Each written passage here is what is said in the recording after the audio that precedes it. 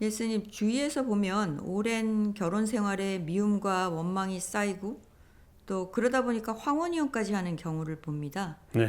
이런 문제에 대해서 스님 어떤 말씀 주실까요? 예. 흔히 많이 보죠. 한때는 황혼이혼이 세간의 화두가 된 적도 있습니다. 참 안타깝고 불행한 일인데, 그 원인이 어디서부터 비롯됐을까요? 우리는 처음에 결혼할 때는 너무나 행복해 합니다. 그래서 제가 이제 불자님들에게 물어보거든요. 이번 생을 사는 동안에 가장 행복 같은 시절이 언제입니까? 물어보면 많은 분들은 초등학교 시절, 뭐 이것저것 다 알지 못하고 부모님 밑에서 형제들과 같이 살 때, 어떤 분들은 학창 시절, 특히 이제 중고등학교 시절을 이야기하고요. 어떤 분들 신혼초를 이야기하는 분들도 있습니다.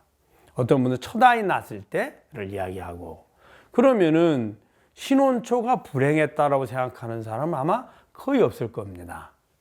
자, 그런데 왜 이 신혼초에서 한 해 결혼 생활이 점점 많아질수록 나중에 이제 30년, 40년, 50년이 되면 서로의 갈등이 깊어지고 미움이 증장이 돼서 결국에 이혼까지 결심하게 됐을까요?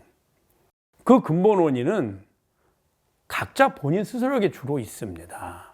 자, 그렇다 그래서 모든 것을 다 이러한 시각으로 볼 수는 없습니다. 그 중에는 특별히 예를 들어서 뭐 폭력 행위를 한다든지 가정을 돌보지 않고 오히려 가족에게 고통을 주는 원인이 있을 수도 있습니다. 그런데 많은 부분들을 보면 서로 간에 갈등이 깊어지고 갈등이 미움으로 점점 변화됐고 나중에는 도저히 참을 수 없을 만큼 증오심이 돼서 결국에는 이혼하게 되거든요.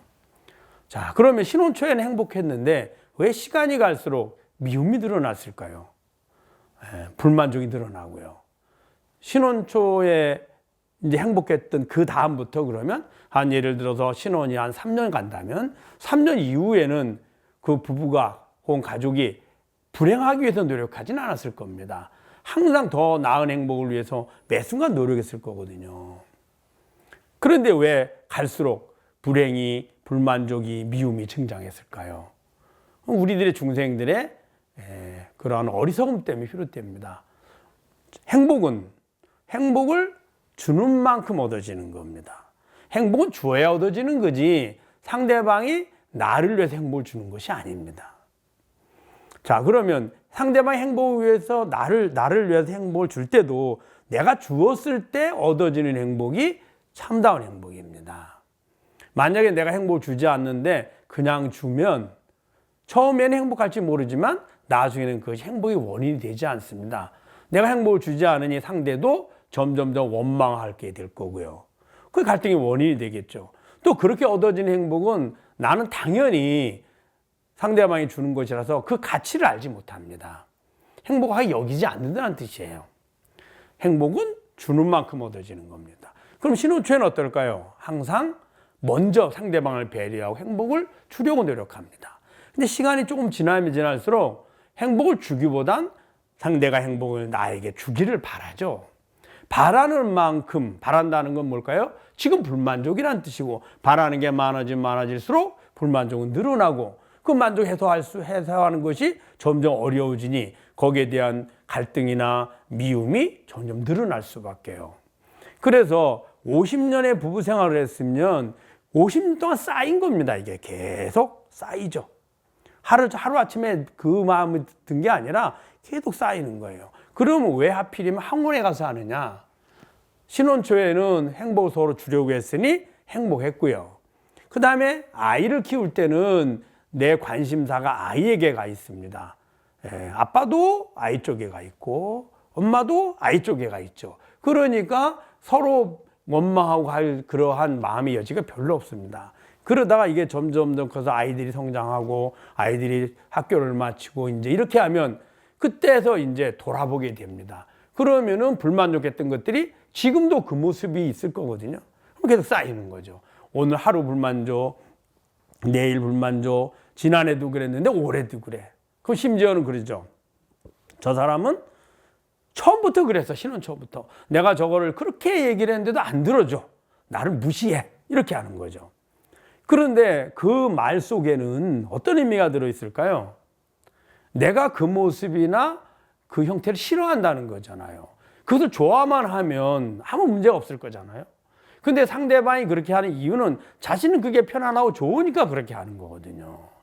그렇다면 제1차적으로 내가 배려하고 이해하고 그리고 이왕이면 더 나아가서 어차피 일평생을 같이 살 사람인데 내가 좋아하려고 노력해줘야죠. 그러면 상대방도 똑같습니다. 상대방도 내가 다 마음에 들까요? 그렇지 않거든요. 그래도 전에는 신혼초나 그 다음에 이제 그 아이들이 어렸을 때 아이들이 학창 시절엔 다 그래 우리 가족을 위해서 내가 참아야지. 그래도 우리 가족을 위해서 저렇게 애쓰는데 라고 해서 참았던 것이 그것이 이제 아이들이 다 성장을 하고 아이들이 밖으로 나가고 나오면 다시 제자리로 돌아오는 거죠. 그래서 근본은 내가 먼저 이해하고 그리고 상대방을 배려하고 그리고 좋아하려고 노력해 줘야만 합니다. 그래야지만 이 문제를 해결해 줄 수 있습니다. 불교적 입장에서 보면 또 어떨까요? 내가 그 사람을 왜 만났을까요? 하필이면 지구상의 반이 남자고 반이 여자인데 지구상의 반의 여자, 즉 예를 들어서 70억 인구가 있다. 그럼 35억이 성별이 다르잖아요. 그 35억 인구 중에 내가 원하는 행복을 얻는데 가장 도움이 될 거야 라는 생각으로 만나게 되는 겁니다.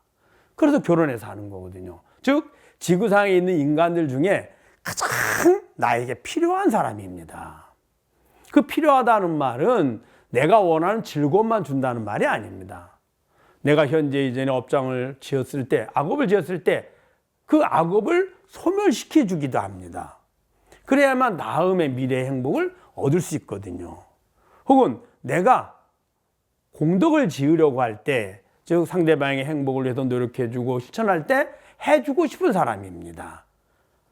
한편으로는 그 사람의 힘들고 어려운 점을 내가 받아들이고 이해해서 내 업장도 소멸하고 또 상대방이 원하는 걸 해주려고 노력함으로 인해서 공덕을 지을 수 있는 35억 중에 가장 필요한 사람이거든요. 그래서 만나서 이 길을 함께 가는 겁니다. 서로가 서로에게 공덕도 짓고 참여하고 업장 소멸할 수 있는 기회를 얻은 거죠.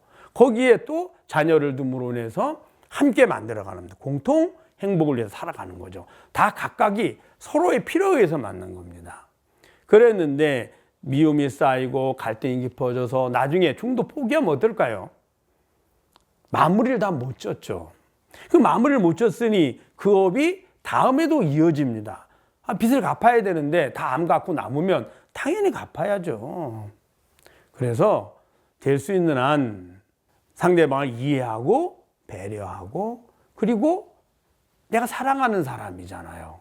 사랑하는 사람의 그러한 내 마음에 들지는 않더라도 그 모습 받아주면 돼요. 내 사랑하는 사람이 그 모습을 받아주지 않으면 세상에 누가 그 사람을 받아주겠습니까? 내가 안 받아주면. 그래서 첫째는 자비심으로 또 두 번째는 함께 사랑하는 마음으로 이 삶에서 마무리 질 수 있도록 해야만 합니다. 마무리 짓지 않으면 제가 물어봅니다. 다음 생에도 만나서 결혼하고 싶은 사람 그러면 아무도 없습니다. 그럼 또 만나서 또 만나는 것도 아직 그 의논이 해결이 안 됐으니 만나면 즐거움보다는 그런 문제가 또 갈등이 또 생길 거거든요. 그래서 최선을 다해서 행복을 주려고 노력하는 게 필요하다. 남도 도와주고 저 알지 못하는 아프리카 난민들도 도와주고 심지어는 말 못하는 저 멍멍이도 도와주고 화초에도 물을 주고 하면서 나에게 행복의 조건이 가장 1순위고 그리고 나와 함께 우리 아이들의 행복을 위해서 평생 노력했던 그 상대방인데 왜 자존심을 갖지 않습니까?